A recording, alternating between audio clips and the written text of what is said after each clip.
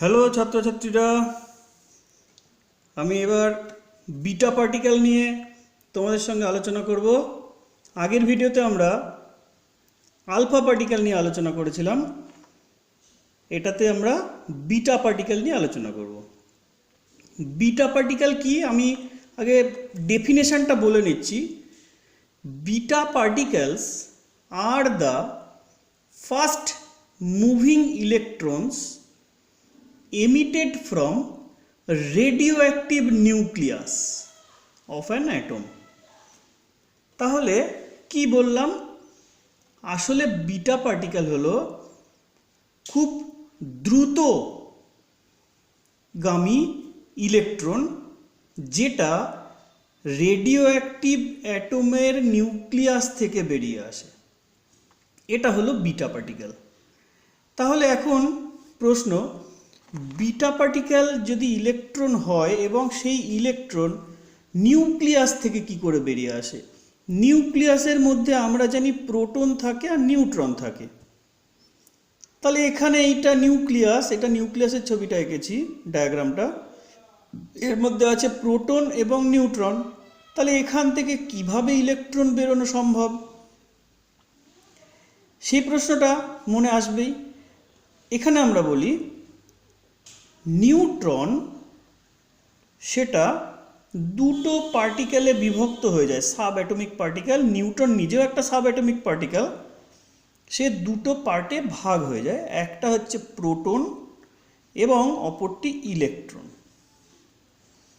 এই প্রোটন নিউক্লিয়াসের ভেতরেই থেকে যায়, থেকে গিয়ে নিউক্লিয়াসের অ্যাটমিক নাম্বার 1 ইনক্রিজ করে এবং এই ইলেকট্রনটা খুব ফাস্ট নিউক্লিয়াস ছেড়ে বাইরে বেরিয়ে আসে অ্যাজ বিটা পার্টিকেল। তাহলে এবার বোঝা গেল যে নিউক্লিয়াসে ইলেকট্রন না থাকা সত্ত্বেও কি করে নিউক্লিয়াস থেকে ইলেকট্রন বেরিয়ে আসে। তাহলে এই যে বিটা পার্টিকেল অর্থাৎ ইলেকট্রন, এটা কিন্তু কোনো ইলেকট্রন মহলের ইলেকট্রন নয়, অর্থাৎ ইলেকট্রন শেলের ইলেকট্রন নয়। এটা কিন্তু নিউক্লিয়াস থেকে বেরিয়ে আসা ফাস্ট মুভিং ইলেকট্রন। তা ইলেকট্রন যখন এটা, তাহলে চার্জ কি হবে? ইলেকট্রনের চার্জ আমরা জানি -1.6 ইন্টু 10⁻⁻19 কুলম। তাহলে একটা বিটা পার্টিকেল যখন বেরিয়ে আসছে তখন আমরা সেখানে দেখব যে একটা বিটা পার্টিকেলের চার্জ যদি আমাকে জিজ্ঞাসা করা হয়, তাহলে এই চার্জটা আমার বলতে হবে। এবং এটা কিন্তু মাইনাস, এই ব্যাপারটা কিন্তু খুব ইম্পর্ট্যান্ট, কারণ অনেকে ভুল করে মাইনাস চিহ্নটা না দিলে তাহলে ইলেকট্রনটা প্লাস মনে হতে পারে। এখানে কিন্তু ইলেকট্রন যেহেতু মাইনাস, তাই জন্যে এখানে মাইনাস সিম্বলটা দেওয়া হয়। তাহলে আমরা দেখতে পেলাম যে বিটা পার্টিকেল আসলে হলো ইলেকট্রন, ফ্লো অফ ইলেকট্রন। আচ্ছা, তাহলে ইলেকট্রনের মাস কত? আমরা জানি মাস অফ ইলেকট্রন, এটা কত হবে? মাস অফ ইলেকট্রন কত হবে? এটা হচ্ছে 9.1 ইন্টু 10⁻31 কেজি, অর্থাৎ kilogram. Mass of electron 9.1 into 10⁻31 kilogram. এটা বিটা পার্টিকেল হলো। এরপরে আমি আলোচনায় আসছি গামা পার্টিকেল। গামা পার্টিকেল বলবো না, গামা রেই বলবো। গামা পার্টিকেল বলাটা যুক্তিযুক্ত নয়, যেহেতু আলফা পার্টিকেল বিটা পার্টিকেল বলে এসেছি তাই গামা পার্টিকেল কথাটা চলে আসে, কিন্তু আমরা কিন্তু গামা রে বলবো। তা গামা রে কি?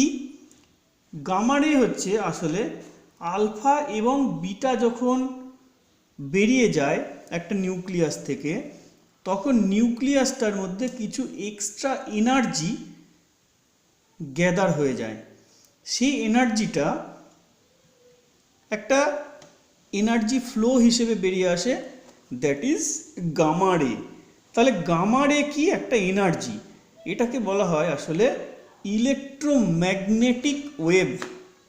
গামা রেডিয়েশন আসলে ইলেকট্রোম্যাগনেটিক ওয়েভ।